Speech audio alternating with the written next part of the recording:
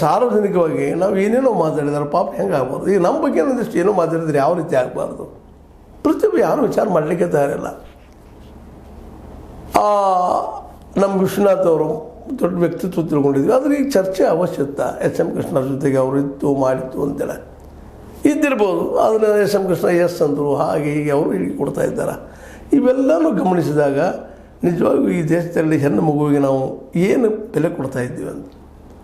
ಯಾಕಂದರೆ ಒಬ್ಬ ಹೆಣ್ಣು ಮಗಳು ಇವತ್ತು ವೇಶ್ಯ ಆಗ್ತಾಳೆ, ಒಬ್ಬ ಹೆಣ್ಣು ಮಗಳು ಇವತ್ತು ನಟಿ ಆಗ್ತಾಳೆ, ಒಬ್ಬ ಹೆಣ್ಣು ಮಗಳು ಇವತ್ತು ದೊಡ್ಡ ವ್ಯಕ್ತಿ ಆಗ್ತಾಳೆ. ಅದರಿಂದ ನಾವು ಹುಡುಕ್ಲಿಕ್ಕೆ ಪ್ರಯತ್ನ ಮಾಡ್ತಾ ಇರ್ತೀವಿ, ದೋಷಗಳು ಹುಡುಕ್ಲಿಕ್ಕೆ ಪ್ರಯತ್ನ ಮಾಡ್ತಾ ಇರ್ತೀವಿ. ಇದು ಸರಿನಾ ಅನ್ನುವಂಥದ್ದು ಇವತ್ತು ಪ್ರಶ್ನೆ ಅಂತ. ಸಾಕಷ್ಟು ಗಳಿಸಿದ್ದಾರೆ ಇವತ್ತು, ಅವರು ಗಳಿಸಿ ಹೋದ್ರೆ ಇವತ್ತು ಯಾರೋ ಅವ್ರ ಕೆಲವೊಬ್ಬರು ಮಕ್ಕಳಿದ್ದರು ಅಂತ ಹೇಳ್ತಾರೆ, ಇನ್ನು ಕೆಲವೊಬ್ರು ಇಲ್ಲ ಅಂತ ಹೇಳ್ತಾರೆ, ಇಲ್ಲ ಸ್ವಂತ ಮಕ್ಕಳಿದ್ದರು ಅಂತ ಹೇಳ್ತಾರೆ.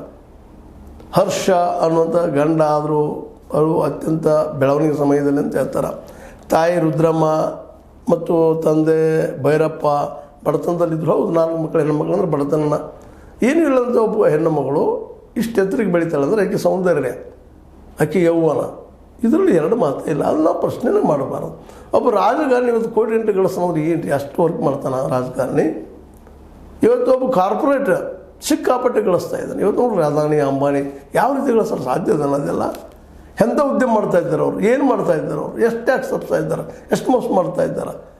ಇದರ ಬಗ್ಗೆ ಯಾರೂ ಹೆಚ್ಚಿಗೆ ಮಾತಾಡಲಿಕ್ಕೆ ಹೋಗೋದಿಲ್ಲ, ಮಾತಾಡ್ತಾ ಇಲ್ಲ. ಇದು ಆಗಬಾರ್ದು. ಒಬ್ಬ ಹೆಣ್ಮಗುವಿನ ಕ್ಯಾರೆಕ್ಟರ್ ಅಂತೀವಿ ನಾವು. ಕ್ಯಾರೆಕ್ಟರ್ ಅಂದರೆ ಏನು, ಶೀಲ ಆಗಿಲ್ಲ ಏನೇನೋ ಮಾತಾಡ್ತೀವಿ ನಾವೆಲ್ಲ. ಅದನ್ನು ಮೀರಿದ ಮತ್ತೊಂದು ವ್ಯಕ್ತಿತ್ವ ಇರ್ತದೆ ಪಾಪ ಅವರಿಗೆ. ಇವತ್ತು ಅವರಿಲ್ಲ, ಆದರೆ ಅವರಿದ್ದಾಗ ಎಷ್ಟು ನೋವನ್ನು ಅನುಭವಿಸಿದ್ರು. ಒಂದು ರಿಪೋರ್ಟ್ ನೋಡ್ತಾ ಇದ್ದೆ, ಬಿ ಸರೋಜಾದೇವಿ ಅವ್ರ ಬದಲಾಗಿ ಅವಳ ಗಂಡ ಹರ್ಷ ಅಂತ ಅವ್ರು ಸತ್ತಾಗ ಅವ್ರು ಡಾಕ್ಟ್ರ್ ಬಡಿದ್ರು, ಒಂದು ಕೆನ್ನೆಗೆ ಬಾರಿಸಿದ್ರು ಅಂತ ಬಂತು. ಅದೇ ಆ ಬಾರಿಸಬೇಕಾದ್ರೆ ಹೆಣ್ಮಗಳಿಗೆ ಏನಾಗಿರ್ಬೇಕು, ಇದೇನೋ ಇರಲಿ, ಅದೇನು ನಡೆದನ್ನು ಗೊತ್ತಿಲ್ಲ. ಅದ್ರ ಬಗ್ಗೆ ಇವತ್ತು ಚರ್ಚೆ ಬೇಕಾ ನಮಗಂತ.